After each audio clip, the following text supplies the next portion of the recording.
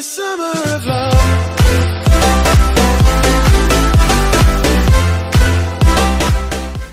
Hello guys, today I will show you how to fix your Instagram has stopped. You can see my Instagram is keep stopping. Please watch this video till end. First open your settings.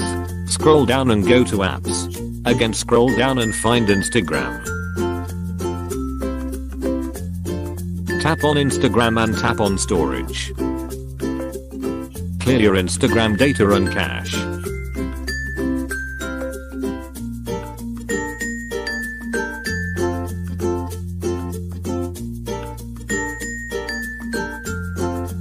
Now restart your device.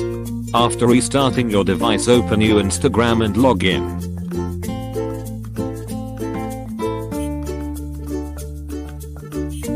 You can see my Instagram works perfectly now.